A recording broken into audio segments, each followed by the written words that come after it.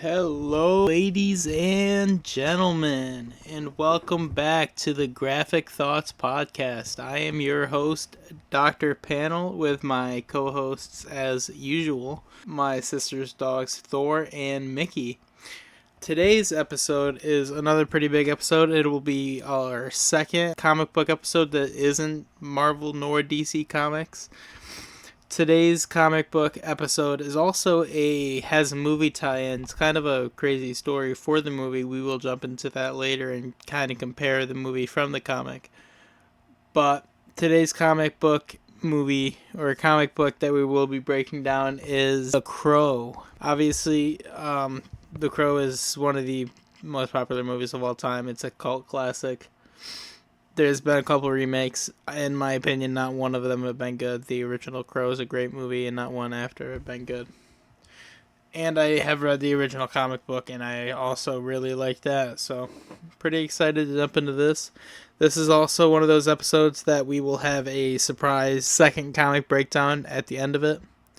So we will jump into that. A smaller comic that I also wanted to do that I wasn't sure if I'd be able to put into its own episode, so I wanted to just kind of add it to one, and I decided that it will be this one just because, not that it won't be a relatively long episode by itself with just breaking down the story and then comparing it to the movie, but I think I think it'll be, it kind of goes along with it. This is a pretty dark, twisted story, and then the second comic is a dark, twisted story, so I'm excited to jump into that too.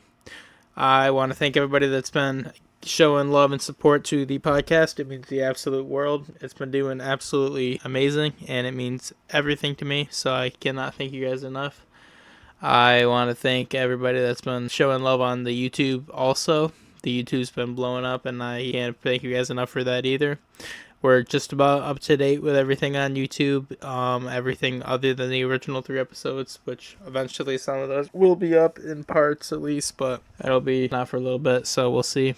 But that'll be all my yapping for now. I'm excited to jump right into this, so let's get going on The Crow. So The Crow, obviously for the people who don't know, it's a relatively simple premise. Basically, this kid named Eric Draven, well, not kid, young adult, named Eric Draven, and Shelley Webster, they're killed by a gang. Eric is brought back to life by a supernatural crow to avenge the brutal murder of himself and his fiancée. It's basically the moral of the premise of the story. Obviously, there's a lot more to it, but it's basically the main plot. The main characters you kind of have to remember for the story is Eric Draven, Shelley Webster, his fiancée, the crow, and then obviously the gang. I think an important thing to point out before we actually jump into the story is this story is written very differently than most stories that were written around this time period. It's very similar to a lot of stories, later stories that were written in comics and more stories now. There's a lot of flashbacks, hallucinations, dreamlike sequences, and then brutal present day, not flashbacks, but jump points. Which, like I just said, a lot of that stuff does happen more now in comics and more modernly in comics. But back in the day, it was definitely not a thing that was happening all the time in stories. So it's an interesting thing, especially for this time period. But let's jump right into this breakdown. We're going to start directly with Eric Draven rising from his grave on the anniversary of his death. He is confused, broken, barely human. The crow guides him. Memories of Shelley begin to flood back. It's important to remember looking at this that this isn't like a heroic resurrection like you'll see in other comics. Like when Superman comes back and or when Batman healed basically from his back getting broken. This isn't a heroic resurrection. It's very much just a trauma. It is just trauma reactivating. He's being brought back to life and having to deal and go through the trauma that he went through before his death. And then it's also important to remember that this isn't a resurrection in the traditional sense where he's back alive. He is between life and death. He's kind of in a stage between. The crow kind of represents, in this case, memory, pain, and then the purpose kind of forced onto him. Obviously, his purpose is to get revenge on the people that did him wrong. But he doesn't choose revenge yet. It's kind of awakening inside of him as he's remembering and getting back what happened to him.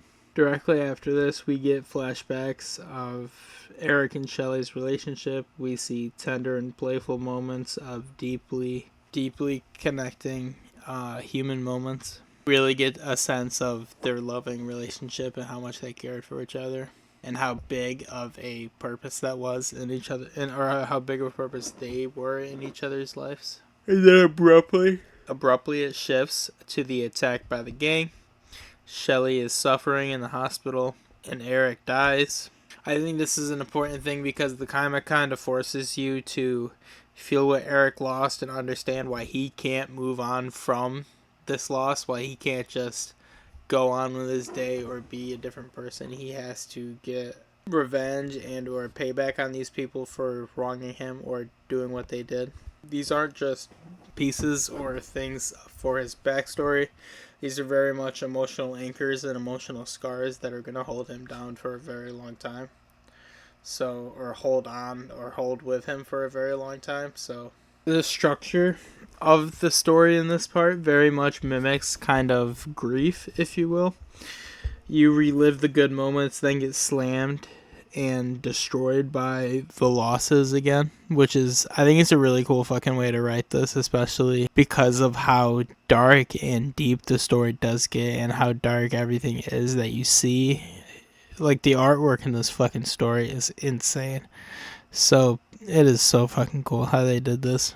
Continuing on in the story, we kind of start, I don't want to say slowly, but we continue to see Eric kind of start losing himself and go more and more mad. He starts talking to himself constantly.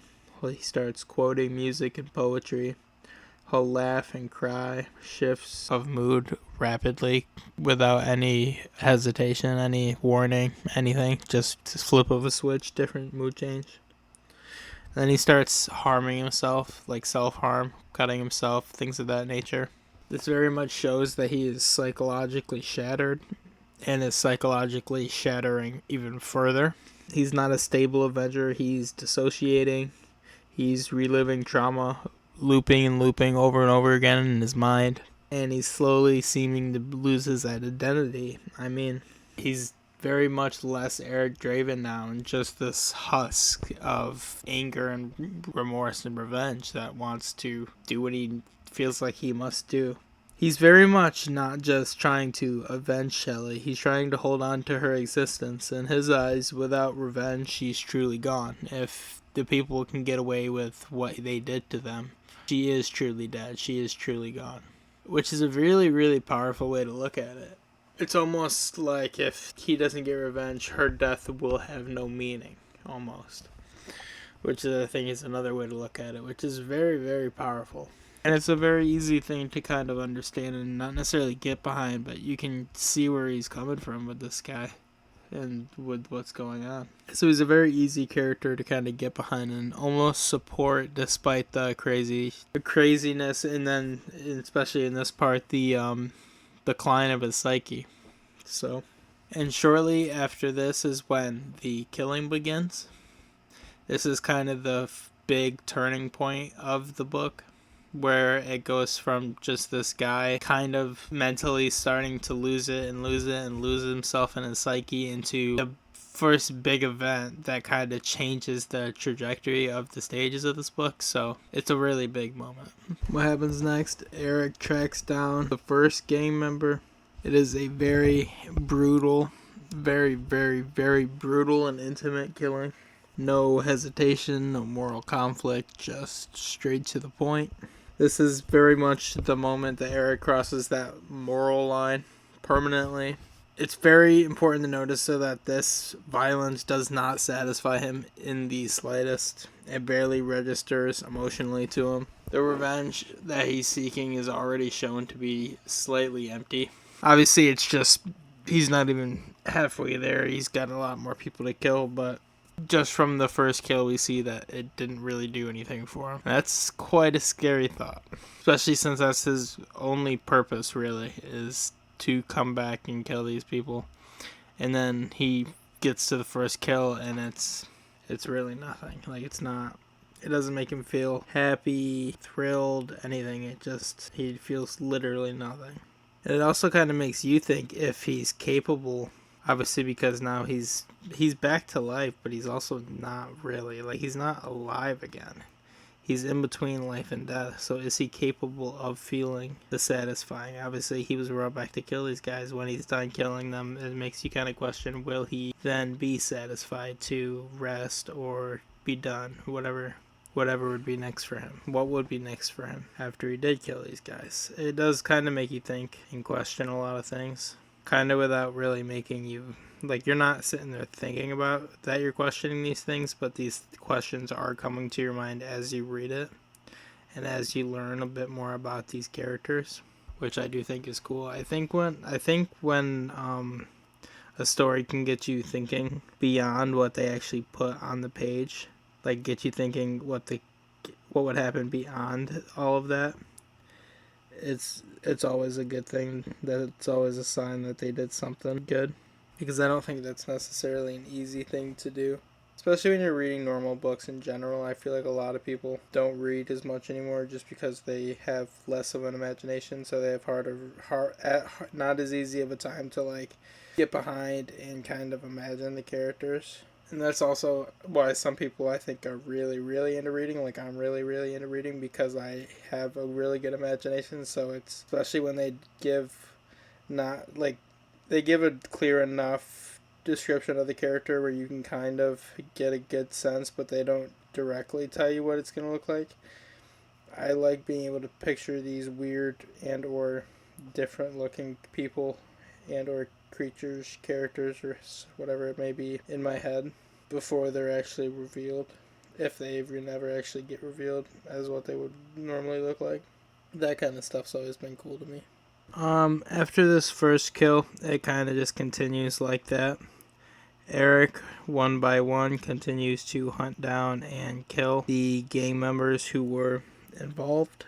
He tracks them all through the city. He uses fear, surprise, and brutality. His kills escalate in the intensity as he goes on through them. The first kill was a bit quicker, straight to the point. The rest, as they get further and further into them, they get slower and a bit more gruesome. Each kill kind of represents a fragment of his trauma, kind of a step deeper into this obsession into getting the revenge that he believes will, in a way, bring back his fiance. But Eric very much isn't getting any better. He's not healing. He's not getting more aware of what's going on or aware of his emotions. He's very much just getting more detached.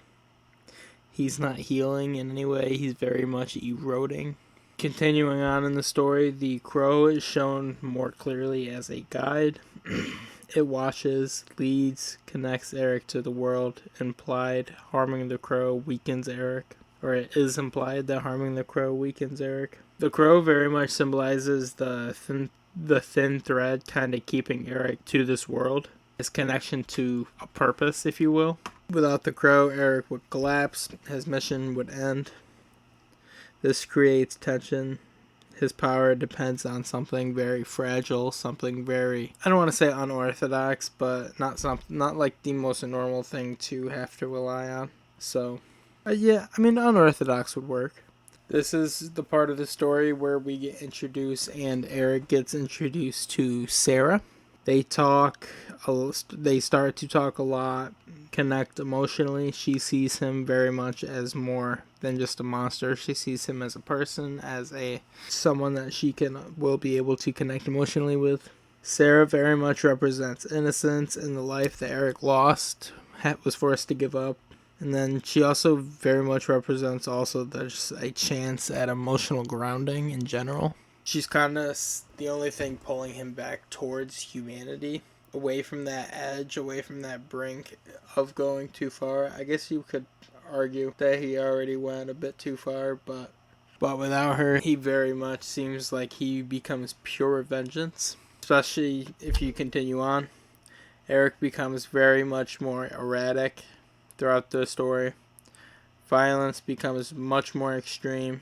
His emotional breakdowns seem to intensify. This is kind of the true tragedy arc of the story.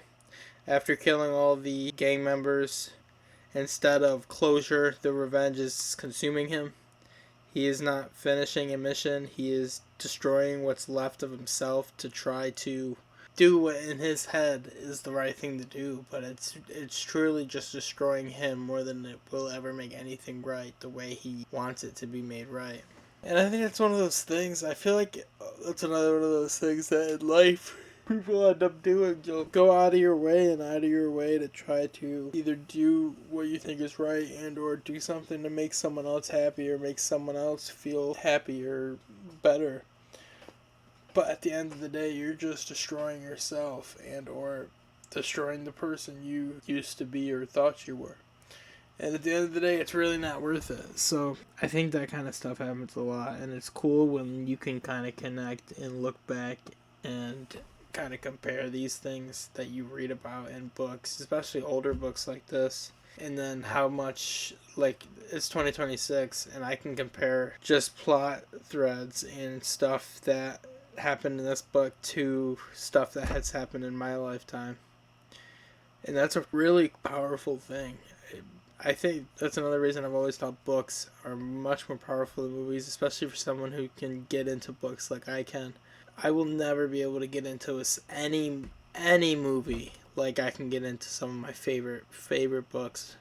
There's just the way they tell a story, the way they can grip you, the way they can move, can hold you, if that makes sense. They can hold on to you. Like, I've read The Great Gatsby, for example, is my favorite book of all time, favorite movie of all time. I've read that book when I was in, I want to say 6th grade. I've read that book probably 30 times since. I own 2 copies of it, 2 different covers.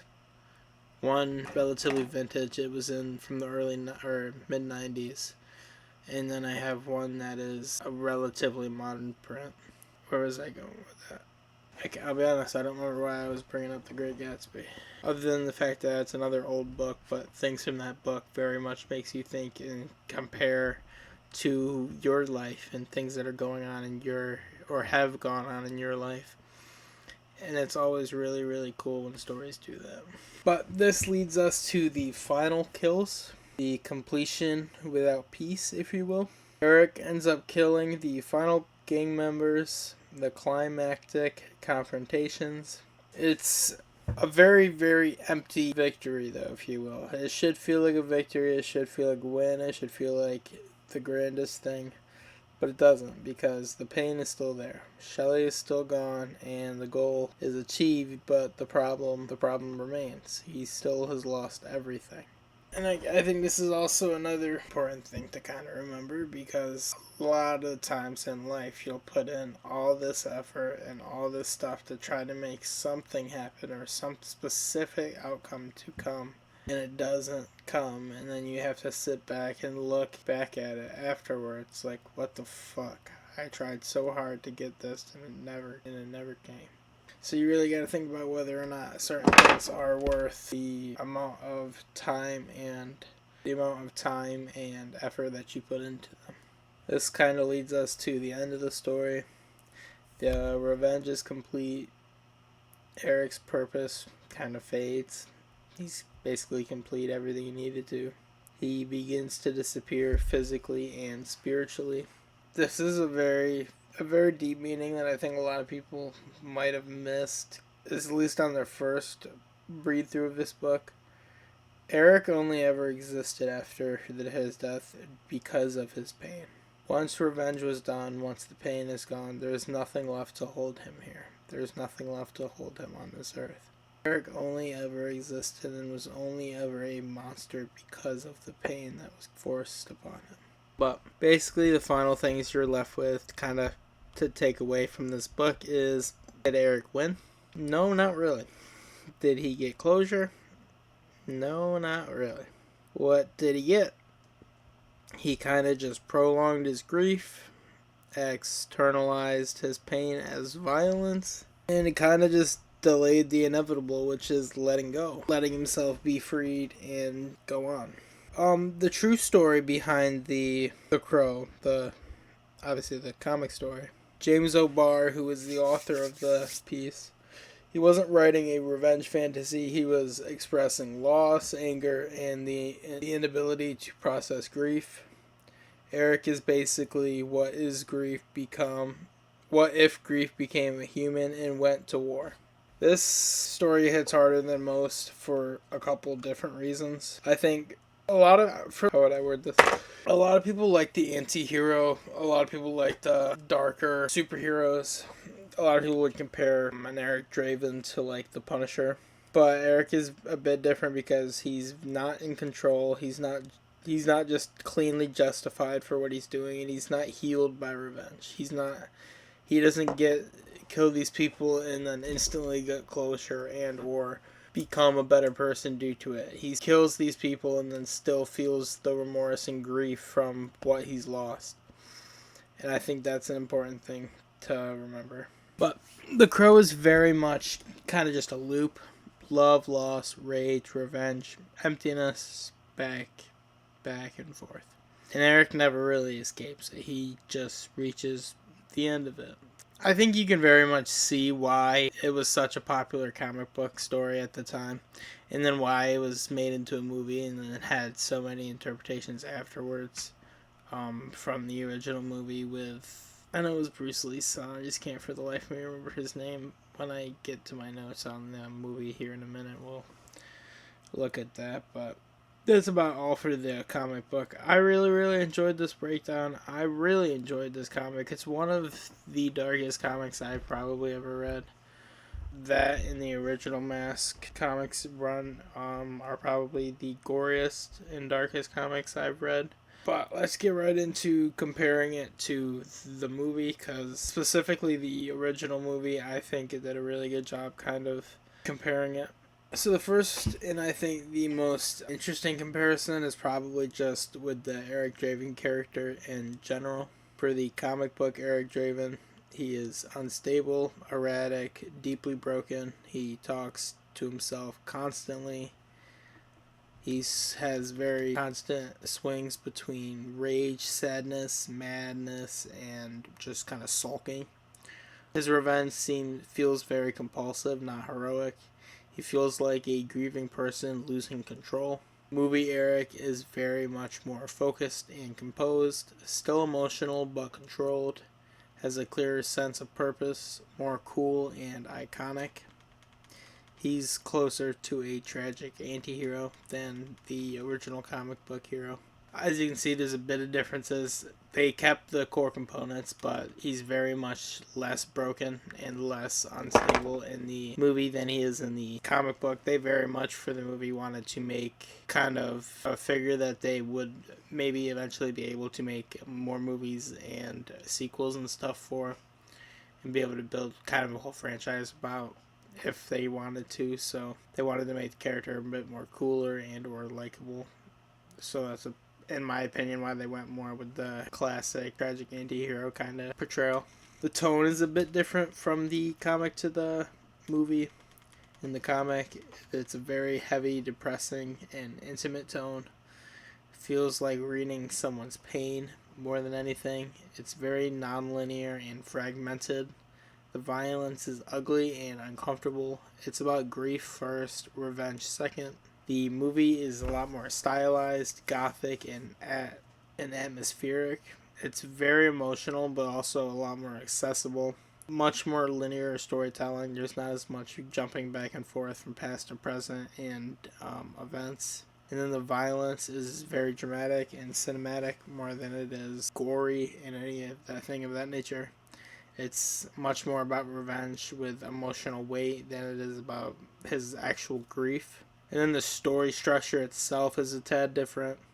In the comics, it jumps through time constantly. Flashbacks interrupt present action. Feels like memory fragments kind of jumbling back and forth. Kind of mimics how trauma would work, how trauma causes memories and memory fragments to kind of blend together and change. For the movie, it's mostly linear, clear from beginning, middle to end. And flashbacks are used, but very sparingly.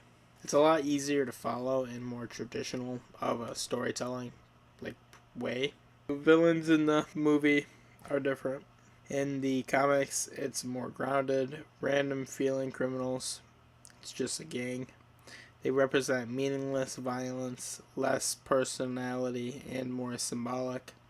They feel like forces of chaos rather than a big mobster or something of that nature. In the movie, it is led by Top Dollar, more stylized, theatrical villain with a very distinct personality. Much more like a classic comic book, rogues gallery sort of villain, rather than obviously the original kind of incarnation of a villain for this. Sarah's a bit different in the movie. In the movie, she plays a much bigger role. In the comics, she's an emotional anchor for Eric, represents innocence and lost humanity. Their bond is a subtle but important kind of thing in his life, especially the later you get into that story. Like I said, in the movie, she plays a much bigger role. Strong emotional connection helps humanize Eric more clearly. The movie uses her to make Eric more relatable, more able to connect with. And then The Crow in general is a bit different. The lore behind it's a bit different. In the comic, it's mysterious, symbolic, possibly spiritual or psychological. The rules of it are very vague. Could be read as real supernatural force or a metaphor for grief. In the movie, it's clear rules. Crow gives Eric power. If the crow is hurt, Eric can die. More defined mythology. Obviously, it just kind of symbolizes it and makes it a lot more easy to follow for someone that's just going to throw it on without really knowing any of the background information. The violence, obviously, is much different. In the movie, I already touched on this a little bit, but in the comic, it's brutal, messy, emotionally heavy. Feels uncomfortable and personal. It's not satisfying at all to read. I mean, I found it satisfying because of the shit that he was put through. But the revenge feels empty and kind of obsessive more than anything else. In the movie, it's very stylized, memorable action scenes, iconic one-liners and moments, more cool factor. Revenge feels cathartic, even if tragic.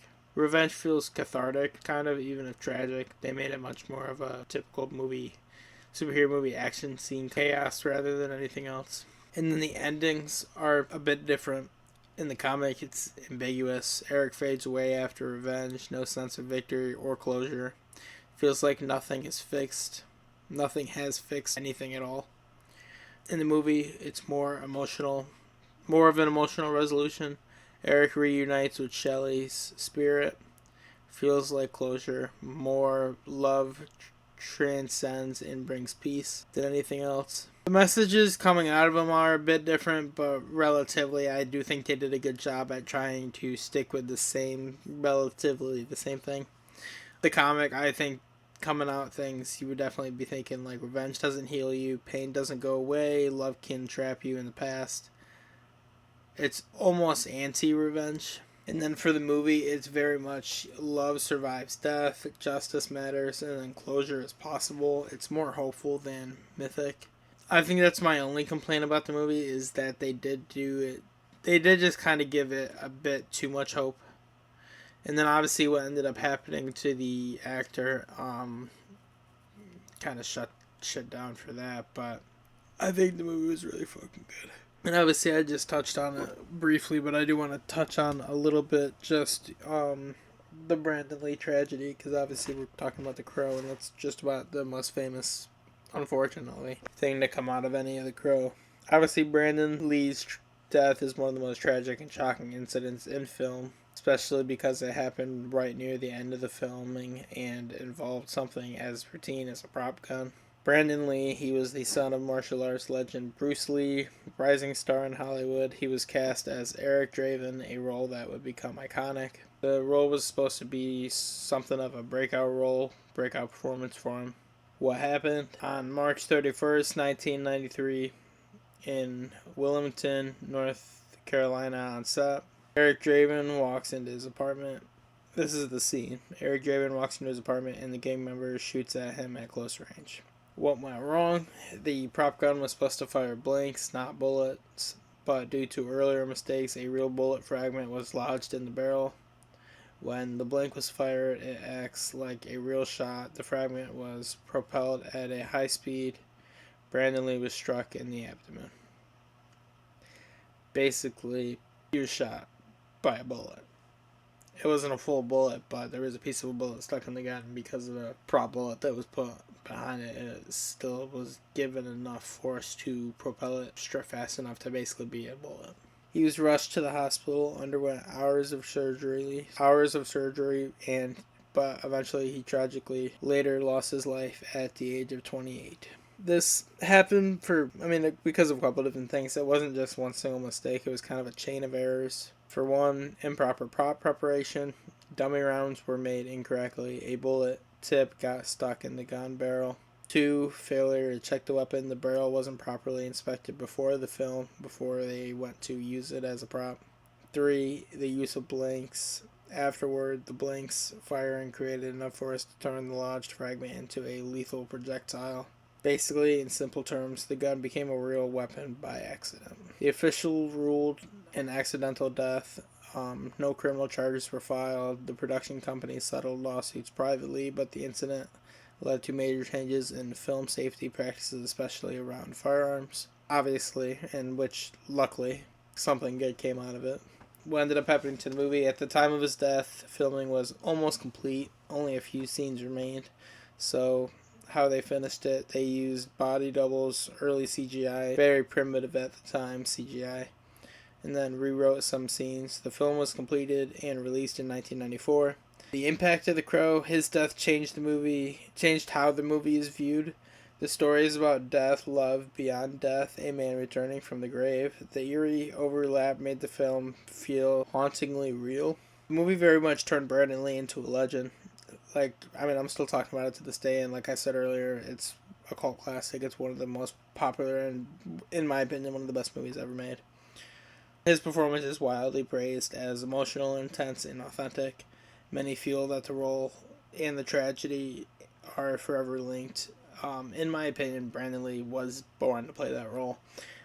It's unfortunate the events that occurred afterwards and occurred during the filming of it that led to his death, but there is no one else that would have been fit the role. When you watch that movie and see him in that role, it is, especially if you've read the comic, obviously it's a bit different and you can dislike certain things from it because it's a bit different from the source material all you want.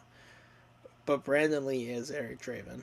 When I'm reading that comic, I see Brandon Lee every single time because of how fucking good he did in that role. This is something that this is a little unrelated, but kind of related. This is something I've always thought was super fucking weird and kind of scary. There's a bit of a haunting coincidence between Bruce Lee, his father. Bruce Lee also died young at age 32. Both deaths were sudden and unexpected, and then both became larger-than-life figures after their death. It created a sense of tragic legacy around the Lee's family. I always thought that was really fucking, not necessarily weird because this kind of thing happens, but just what are the odds of both of them dying so young to some crazy tragedy and then becoming basically folk heroes almost after their death, becoming as big as they did after their death. And you can't say that Brandon Lee's as big as Bruce Lee and or ever will be, but still, it's always crazy to me how big people get after their, and then even recently in like smaller cases like Juice WRLD got crazy popular after he died. X got crazy popular after Pop Smoke got crazy popular after he died. Not that these people weren't blown up beforehand, but it's almost that no one really cares what you gotta say until you no longer have anything to say. It's crazy to think about. But that will be all for not this episode because, like I said earlier, I have a little surprise for you. So we'll jump right into that. But that will be done all for The Crow. We are going to jump into the surprise, which will be the comic book Fishtown. I don't want to give any spoilers. I just want to jump right into it. So let's do that. But this is a fucked up comic. So let's jump right into Fishtown.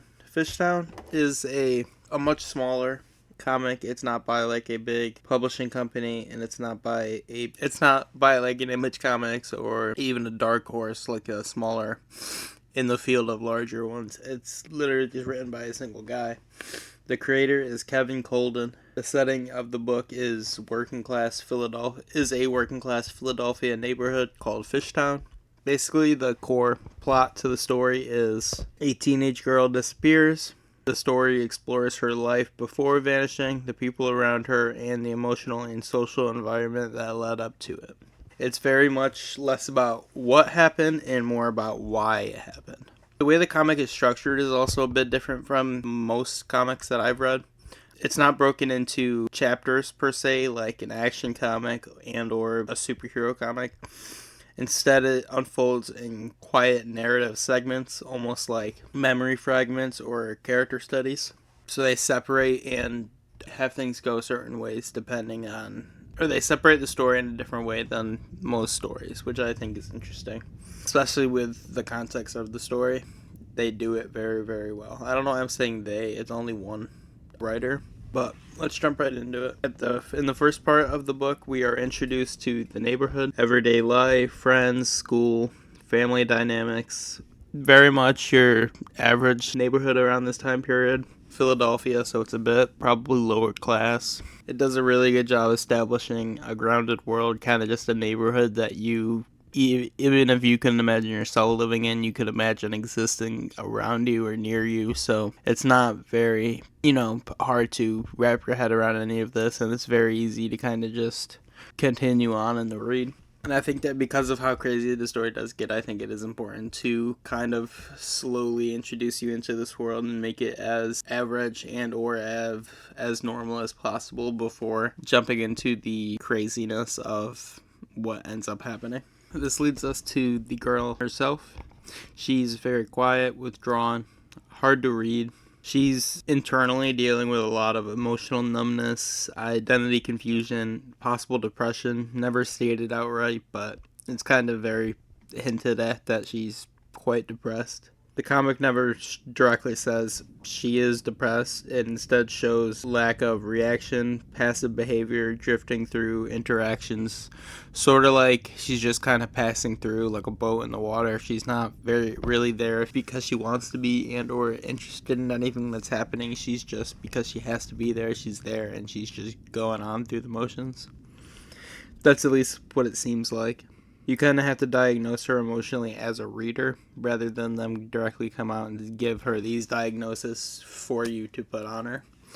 So, part 3 is kind of where it starts. The story gets a little subtle with how they do it, but it's very much kind of just showing you that this town isn't all it seems. It's not as average and as normal as it seems. Everybody's fucked up and everybody seems to have these issues, but no one is willing to talk about it. Friends will talk, joke, and hang out, but every interaction has these tiny little breakdowns. Someone will say something real, it'll be ignored. Someone reaches out, it gets brushed off.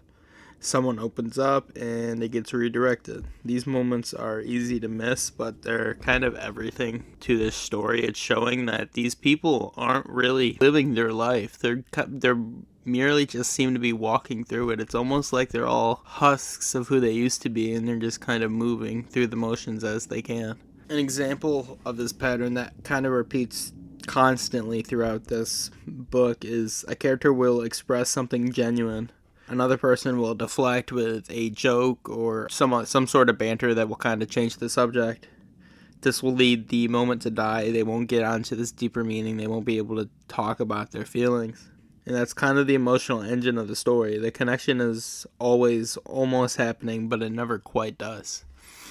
These characters are never quite able to open up as much as they seem like they should be able to, or seem like they're at that point where they're going to be able to. They never get to that point. And it continues on when we get to the family dynamics of the neighborhood.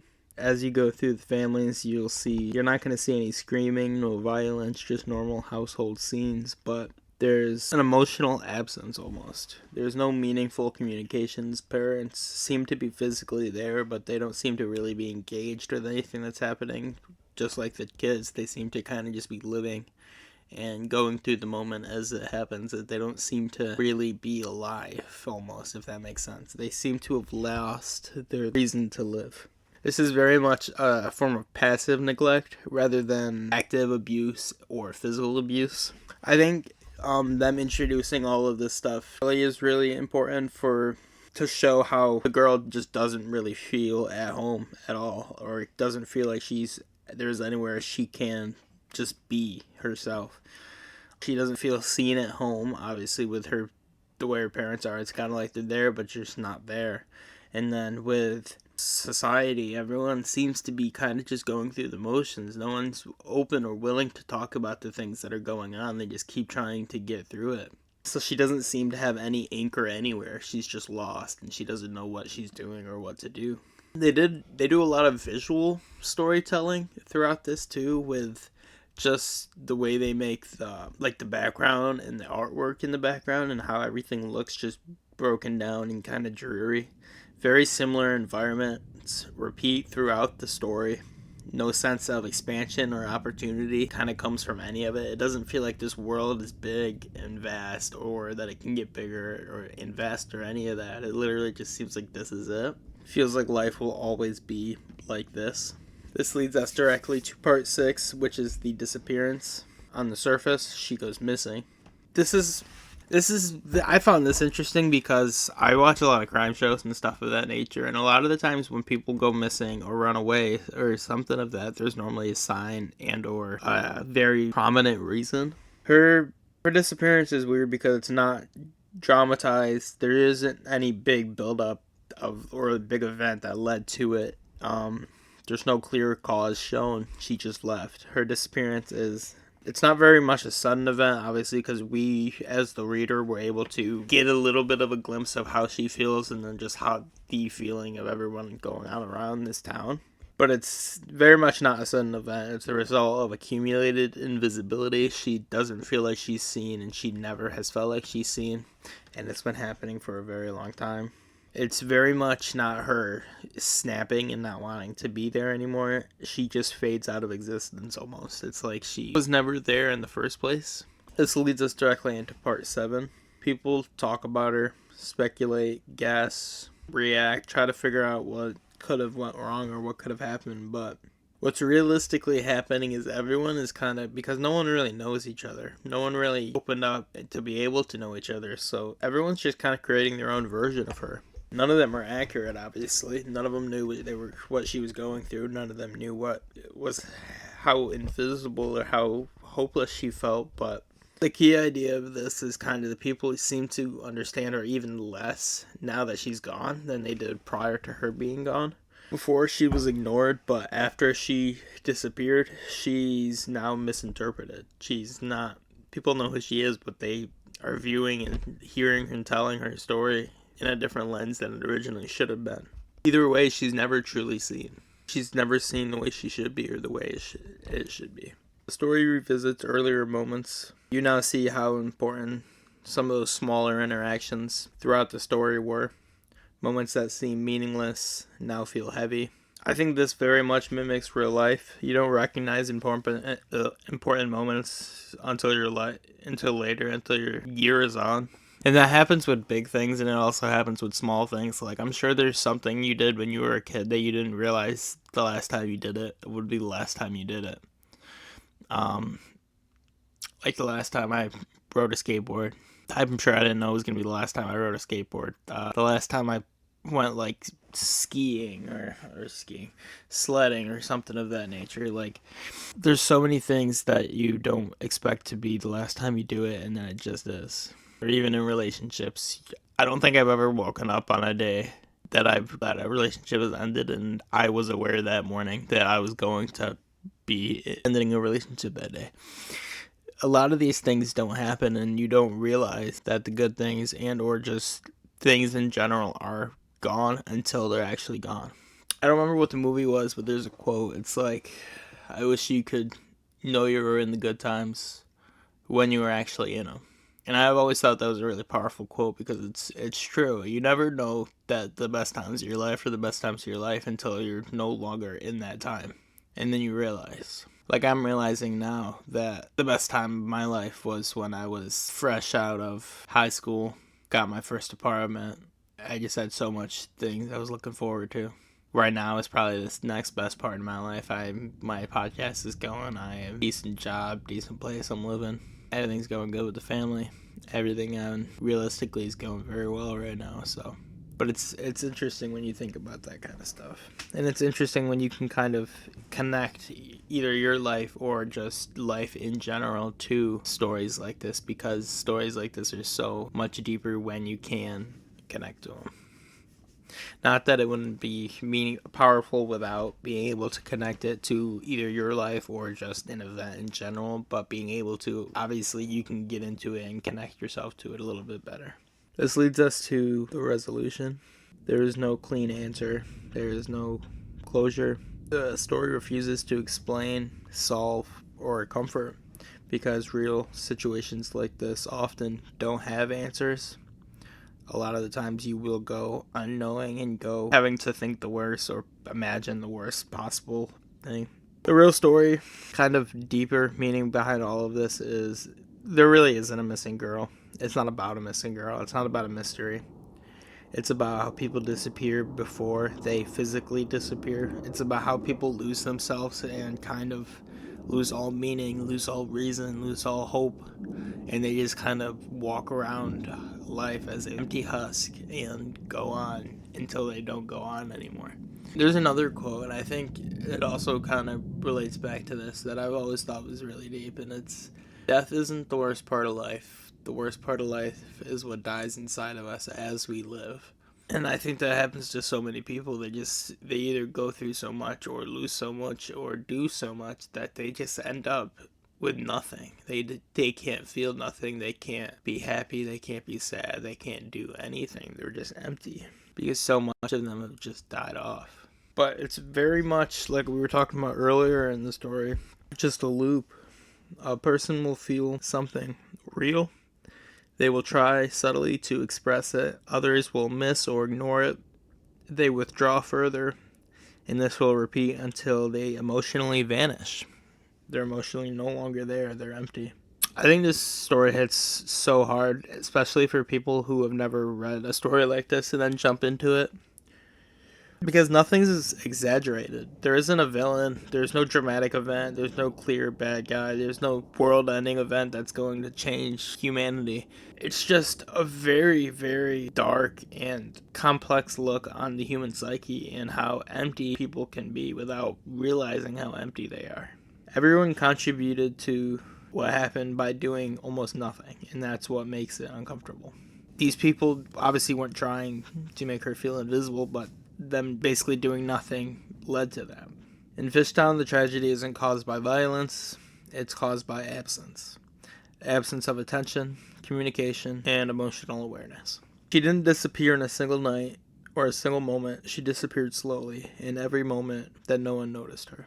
I think this is one of truly the deepest comics that's ever been written. It's one of the saddest. It really gets me in my feels every time I've read it. I've read it about 6-7 times. As you can see, it's kind of understandable why I wouldn't have been able to fit into its own episode, but I did think it was an important one to do. And I think I truly, if there is any of my episodes that people are going to go out of their way to read the book afterwards, I truly hope this is the episode. If this podcast does nothing in the world, I hope it gets somebody out there to read Fishtown, because it is truly a remarkable story, and it is so fucking hard-hitting. Well, that is Fishtown. Oh shit. And that will do it for this week's episode. Obviously, it will be called The Crow. The Fishtown thing at the end will be a little surprise, like I said in the beginning. So hopefully we'll be excited for that. This episode is coming out on Monday, like most comic book episodes. Friday will be the 4th and 6th book of Bleach, I believe. This episode will be up on YouTube probably by Wednesday, I'm gonna guess. So be ready for that. But that will be all for The Crow, book and movie, and then Fishtown. But yeah, like I just said, the 4th, 5th, and 6th book of Bleach will be up on Friday, so be ready for that. I'm excited for that. Had to re-record because my last recording of it got fucked up. That's why we ended up having to do I'm not going to go through the whole story again this week, but that's why we ended up having to do heavy metal last week, and that ended up being late. That was a whole fucking thing. Episodes will be back on time. I was gone for a weekend, and then I had a lot of trouble with my editing software. and then was just working a lot, so not trying to make any excuses, but that was kind of just everything that was going on, so that was why those 2 episodes were a bit late, but this one's going to be relatively on time, and then Fridays will be on time, and everyone after that will be right back on time. The bonus episode is just about finished. I think I have maybe 20 minutes left to edit on it, out of like the... Actually, I don't want to spoil how much it is and all, time-wise, but it is a lot. So I'm excited to put that out. It'll probably be out, if not this week coming up, probably the following Wednesday. I want to thank everybody that has been. Obviously, I do this in the beginning and always going to do it at the end, too. Thank everybody that's been showing love and appreciation to the podcast on Spotify. It means the absolute world to me.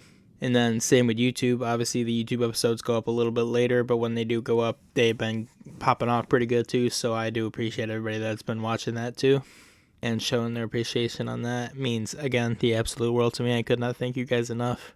And I think that will be all for this Monday's episode. Dr. Panel out.